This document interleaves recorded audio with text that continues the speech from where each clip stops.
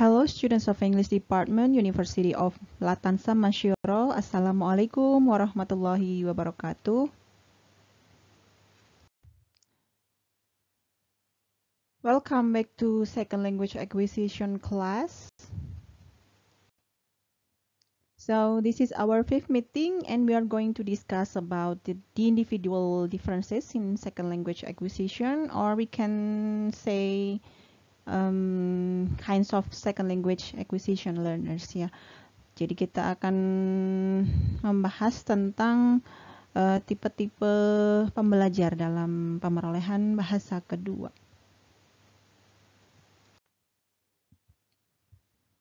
So when talking about the second language acquisition process and learners' performance, the individual's variables should be taken into consideration. Some learners are successful in learning another language, while others are frustrated in achieving the target language. Some can learn a new language quickly without too much help from others, while the others are very slow. So many factors affect the learners in order to be successful in learning the other language. Jadi dalam beberapa kasus dalam pemerolehan bahasa kedua, ada beberapa orang yang dengan gampang, sangat mudah memperoleh bahkan menguasai bahasa target. Ada yang sangat kesusahan dalam mempelajari bahasa kedua. Lalu ada yang secara otodidak hanya dengan mendengarkan musik atau nonton film, mereka bisa menguasai bahasa target atau bahasa kedua. Tapi ada juga beberapa yang bahkan harus mengambil kursus atau les bahasa demi untuk menguasai bahasa kedua atau bahasa target yang mereka inginkan. So after this discussion, you are expected to have these learning objectives. The first one is understanding various individual learners in SLA. Jadi Anda diharapkan yang pertama untuk bisa memahami beberapa perbedaan dari pembelajar atau students dalam pemerolehan bahasa kedua, seperti contohnya mungkin motivation, age, anxiety, atau cognitive style-nya. Dan yang kedua adalah to raise awareness of the significance of individual differences in SLA to improve teaching methods.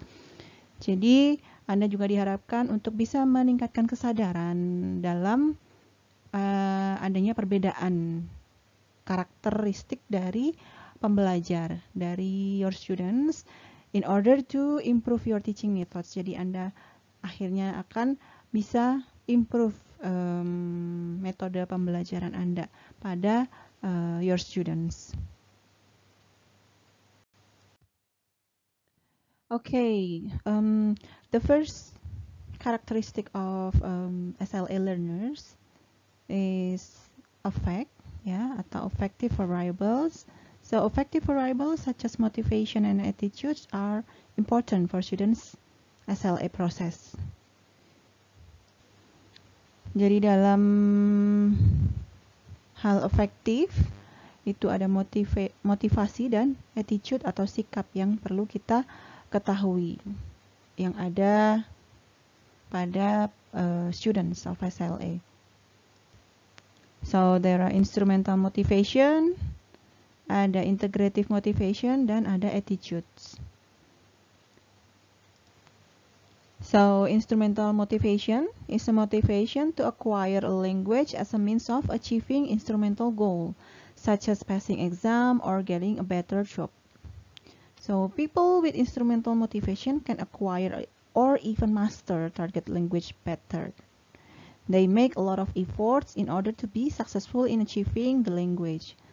And students with higher instrumental motivation may have higher scores in test of English proficiency.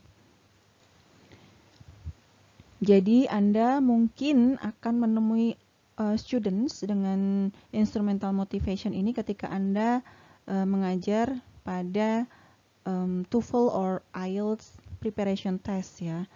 Karena orang dengan instrumental motivation ini adalah orang yang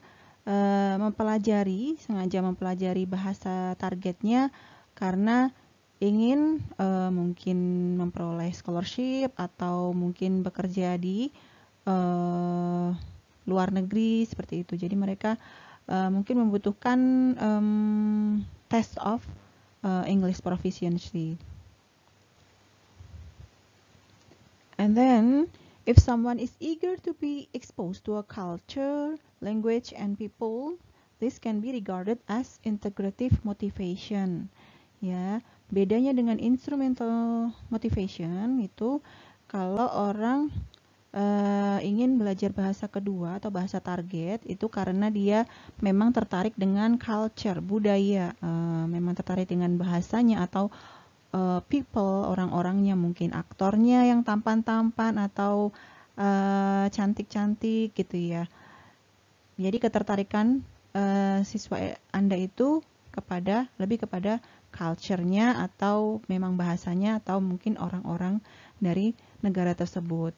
Itu yang dinamakan dengan integrative motivation.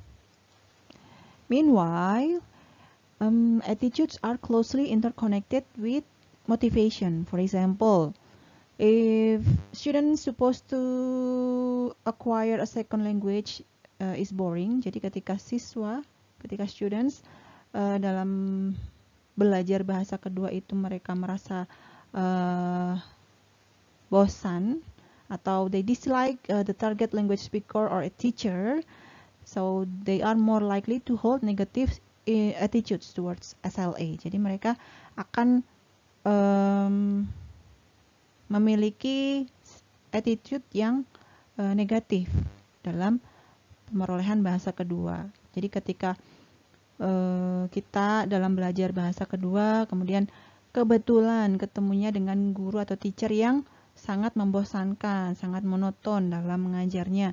Nah, itu akan mempengaruhi attitudes kita dalam pemerolehan bahasa itu, dalam bahasa target itu. Jadi akhirnya kita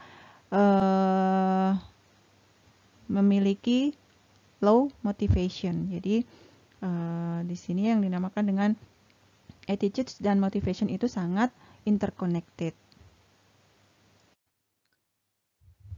The second characteristic of SLA learners is from age atau usia ya. Jadi dalam faktor usia ini ada yang dinamakan critical period atau golden age ya, kita biasa sering dengar golden age, itu masa emas ya. Critical period ini terjadi antara usia 2 sampai 7 tahun. Ini menurut beberapa penelitian. Jadi pada usia-usia ini kita akan lebih cepat memahami pola, pattern, meaning, kemudian form of the language ya. Kita akan lebih mudah dalam menangkap pola bahasa, makna bahasa atau form atau aturan dalam bahasa.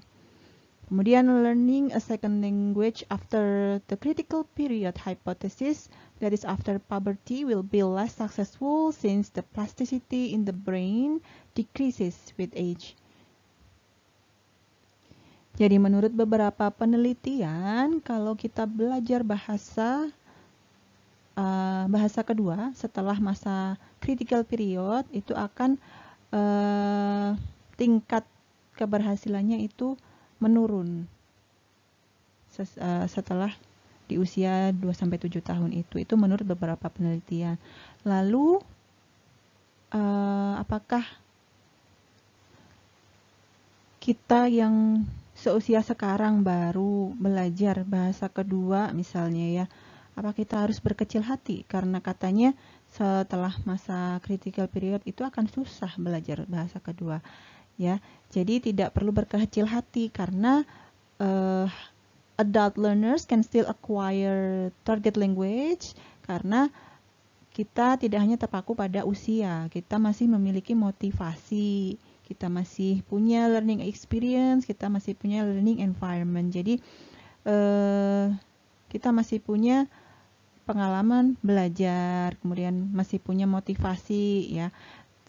Meskipun usia kita sudah dewasa, sudah adult learners, ketika kita masih punya motivasi yang tinggi dalam belajar bahasa kedua, maka itu tidak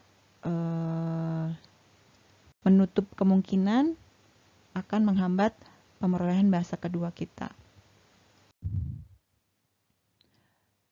The next characteristic is cognitive learning style. So individual differences on the cognitive style of field-dependent or independent give effects to the second language acquisition.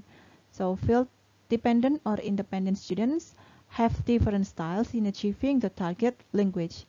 Jadi gaya kognitif atau cognitive learning styles itu merujuk pada cara orang dalam memperoleh informasi dan menggunakan strategi untuk merespon stimuli dari lingkungan sekitarnya.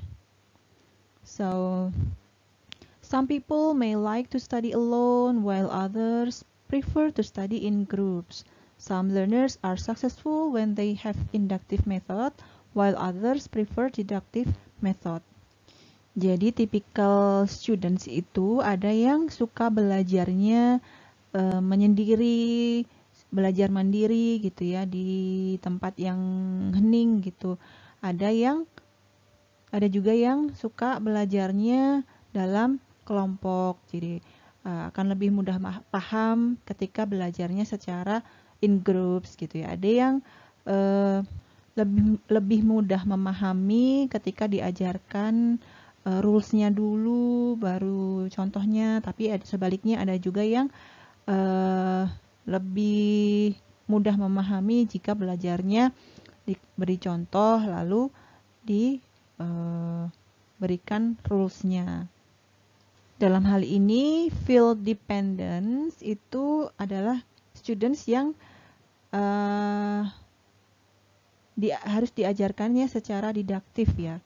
Jadi rules-nya dulu baru diberi contoh. Misalnya kalau belajar simple past itu diberi rules-nya dulu. Simple past itu adalah subject plus verb to plus object misalnya begitu, dan baru diberilah contohnya, misalnya I went to school yesterday misalnya seperti itu. Jadi rules-nya dulu baru contohnya.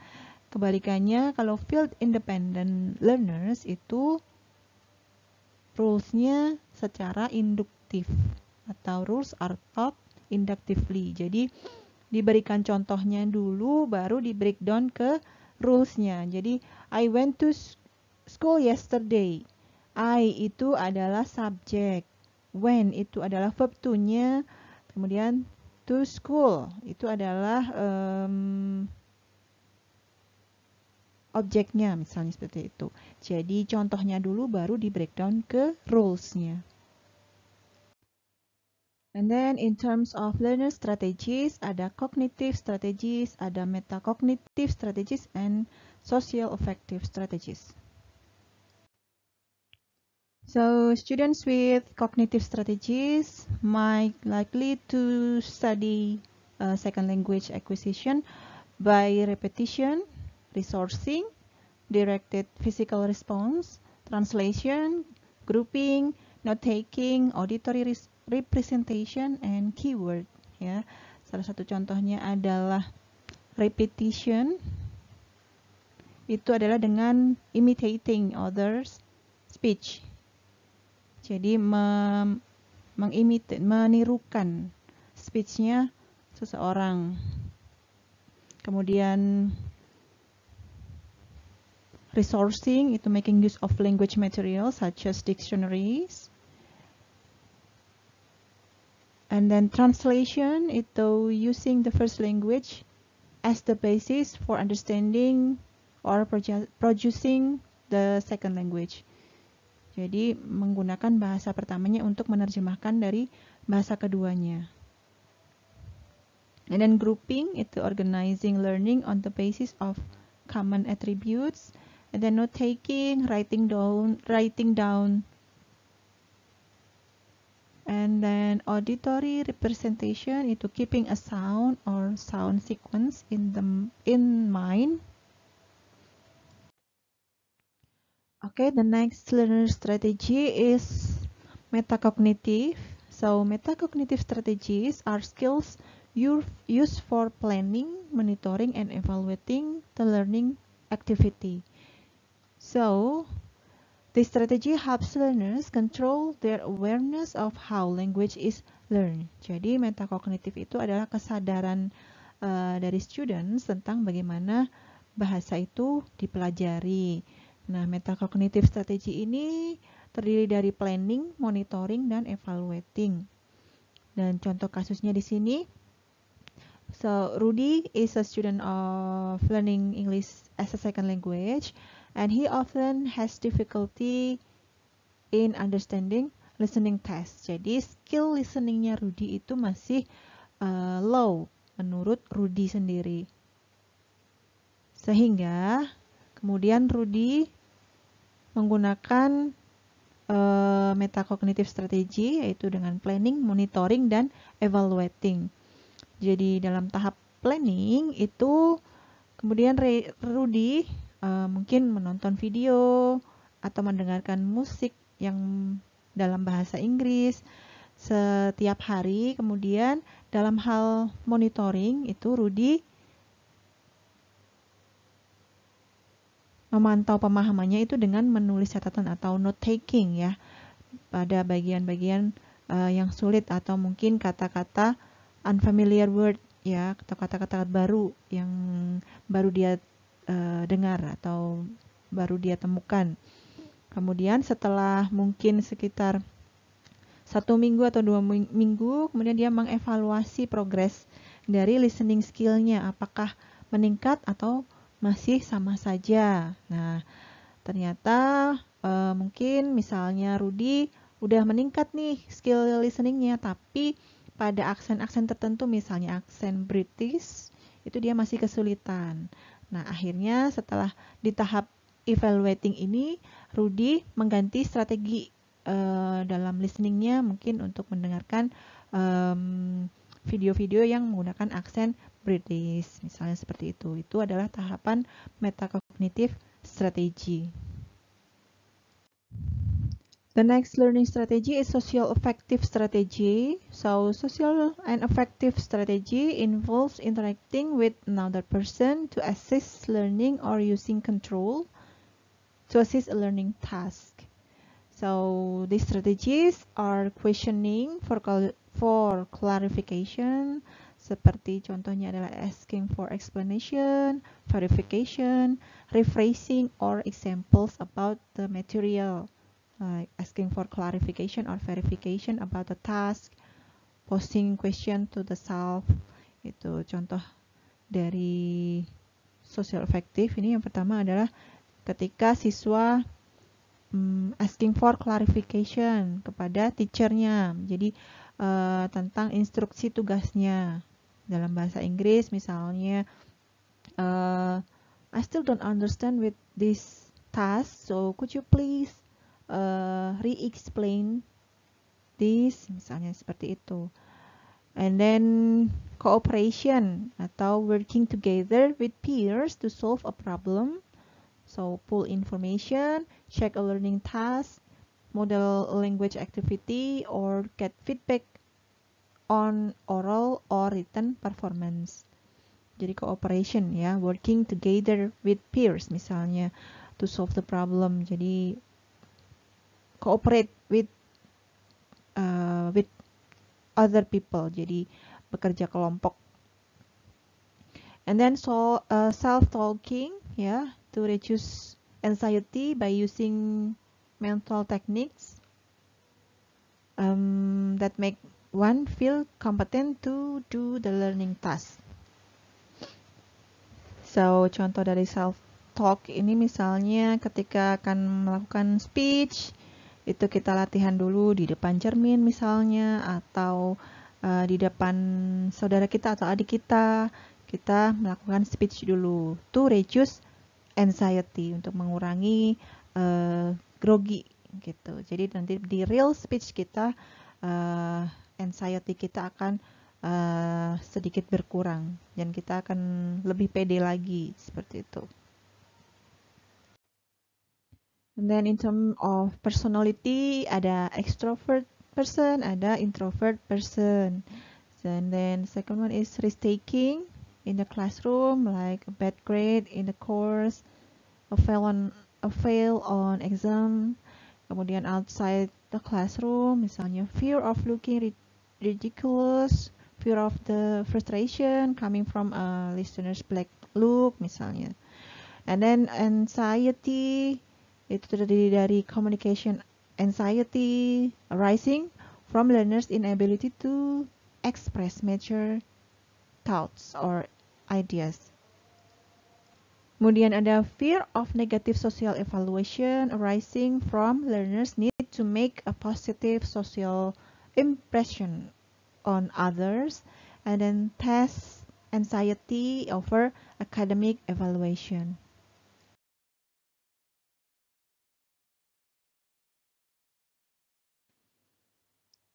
Okay, well done. So we've come up to the last slide, and this is your turn to make a summary according to the topics that I've delivered through this video.